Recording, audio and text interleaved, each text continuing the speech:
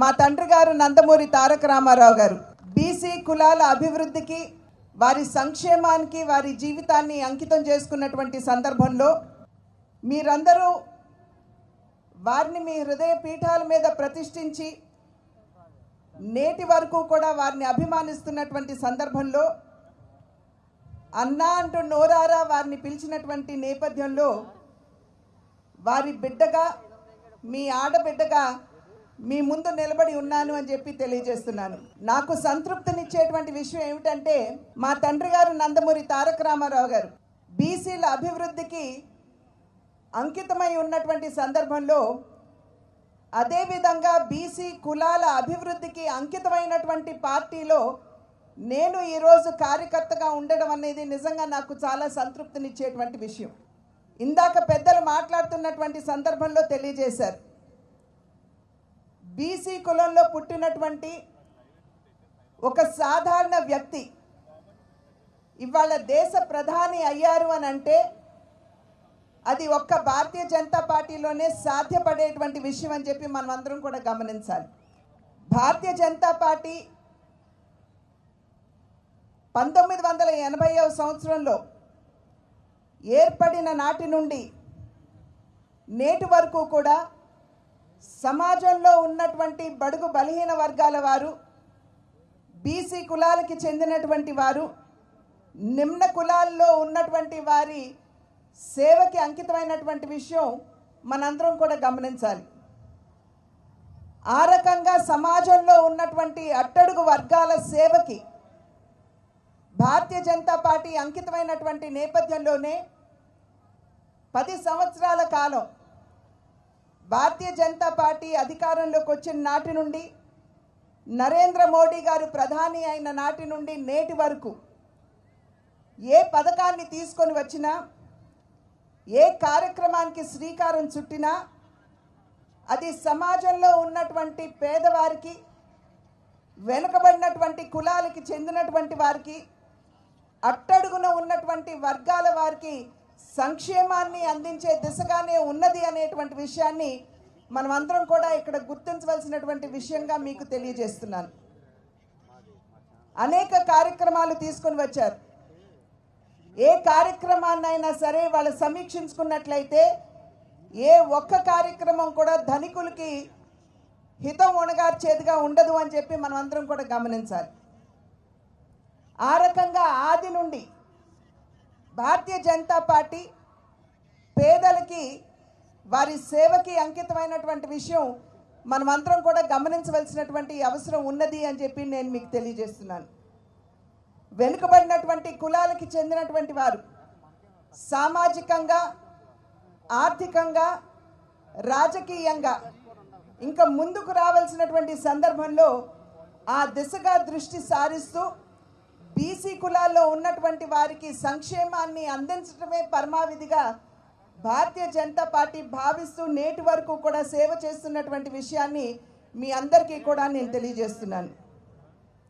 అనేక కార్యక్రమాలు ఇందాక చెప్పాను. సామాజికంగా ఒక్కసారి కనుక మనం సమీక్షించుకున్నట్లయితే ఎస్సీ ఎస్టీ కమిషన్కి చట్టబద్ధత ఉన్నటువంటి సందర్భంలో, బీసీ కమిషన్కి చట్టబద్ధత లేనటువంటి నేపథ్యంలో నరేంద్ర మోడీ గారు ఒక సాధారణ వెనుకబడినటువంటి కులాల్లో జన్మించినటువంటి సందర్భంలో వారు స్పష్టంగా తెలియజేశారు, నేను పేదరికంలో జన్మించాను, వెనుకబడినటువంటి కులం నుండి వచ్చాను, పేదరికాన్ని అనుభవించాను, పేదరికం నా నరనరాల్లో జీర్ణించుకున్నటువంటి సందర్భంలో ఆ వెనుకబడినటువంటి కులాల వారికి, ఆ పేదలకి సంక్షేమాన్ని అందించే దిశగా నేను అడుగు వేస్తాను అని చెప్పి వారు చెప్పినటువంటి నేపథ్యంలో బీసీ కమిషన్కి 102 రాజ్యాంగ సవరణను తీసుకుని వచ్చి బీసీ కమిషన్కి చట్టబద్ధత కల్పించినటువంటి ఘనత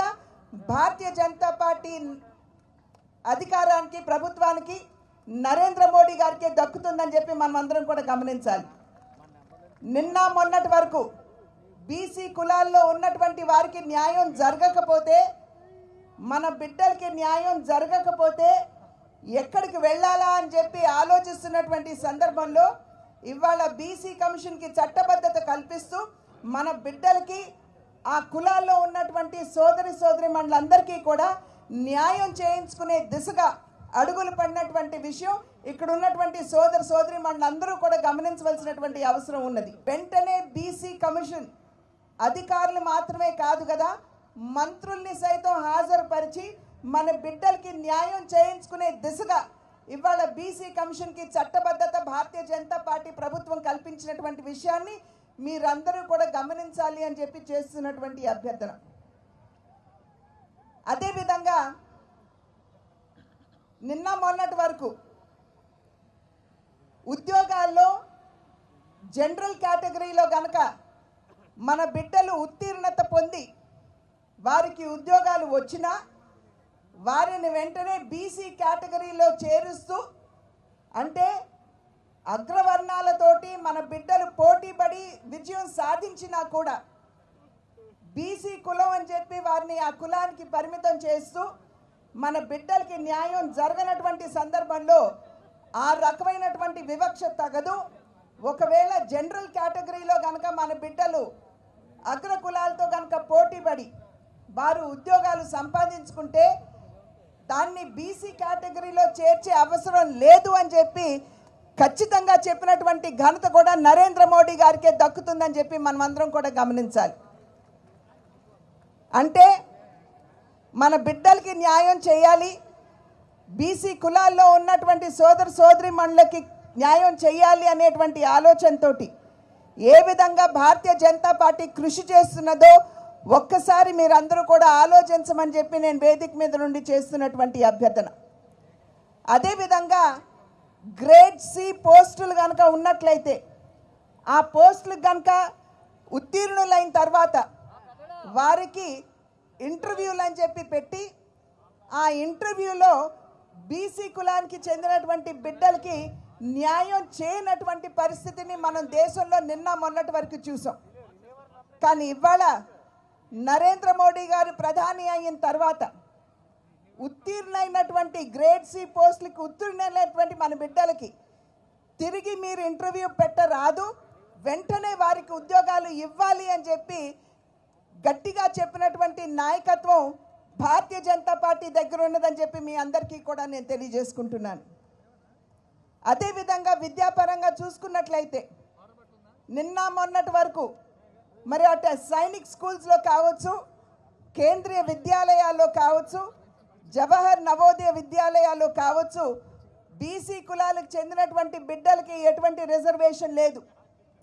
కానీ నరేంద్ర మోడీ గారి ప్రధాని అయిన తర్వాత ఈ స్కూళ్ళన్నిట్లో కూడా అది సైనిక్ స్కూల్ కావచ్చు, జవహర్ నవోదయ విద్యాలయ కావచ్చు, కేంద్రీయ విద్యాలయ కావచ్చు, వాటింటిలో కూడా బీసీ కులాలకు చెందినటువంటి బిడ్డలకి 27% రిజర్వేషన్ కల్పించవలసిందే అని చెప్పి నిర్ణయించింది నరేంద్ర మోడీ గారి నాయకత్వంలో ఉన్నటువంటి భారతీయ జనతా పార్టీ ప్రభుత్వం.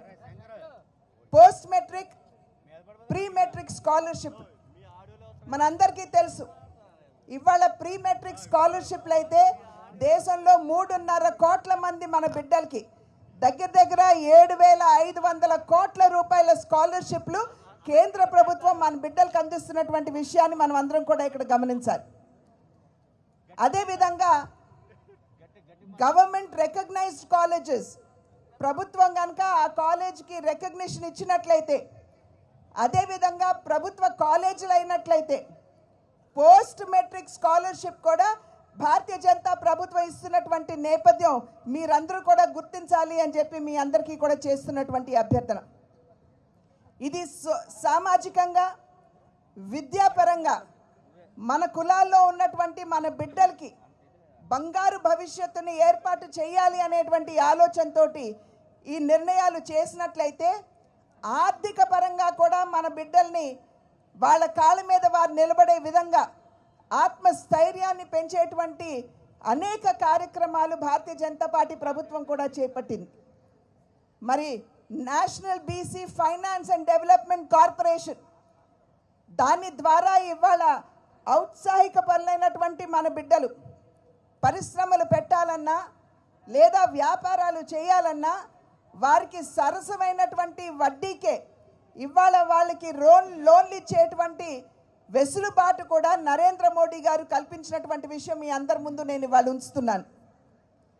అదేవిధంగా వెంచర్ క్యాపిటల్ అంటే ఇప్పుడిప్పుడే కాలేజీ నుండి బయటకు వచ్చి కొత్త ఆలోచనలతోటి పరిశ్రమలు పెట్టాలి అని భావించినటువంటి వారికి వెంచర్ క్యాపిటల్ అనేటువంటి ఒక కార్యక్రమాన్ని చేపట్టినట్లయితే ఆ వెంచర్ క్యాపిటల్లో కూడా 30% బీసీ మహిళలకి ఇవ్వాలి అని చెప్పి నరేంద్ర మోడీ గారు నిర్ణయించినటువంటి విషయాన్ని మనం అందరం కూడా ఇక్కడ గమనించాలి.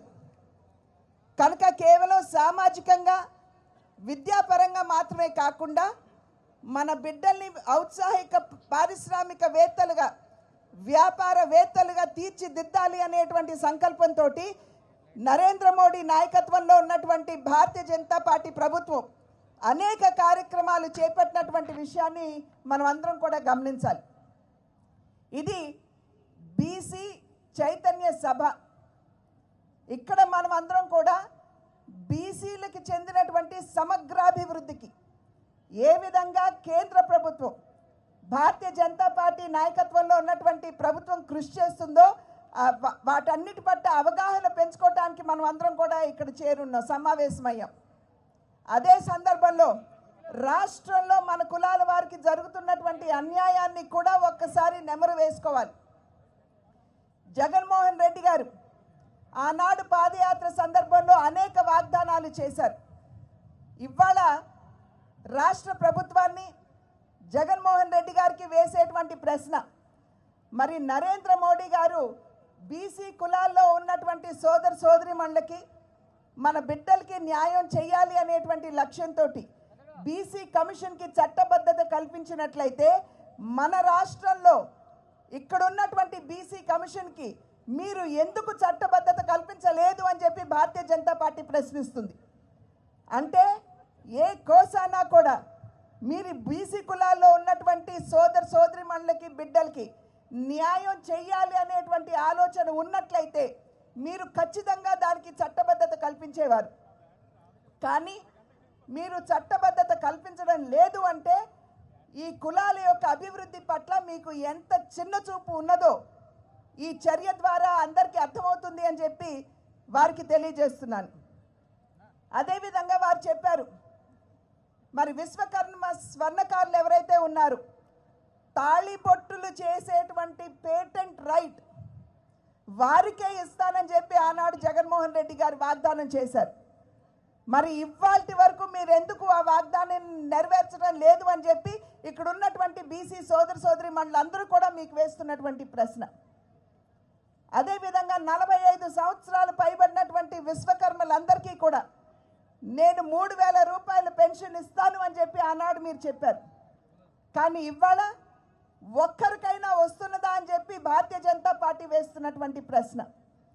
అంటే పెద్దలు ఒక మాట అంటారు, నాలుగుకి నరం లేదు అని, నరం ఉండదు అని.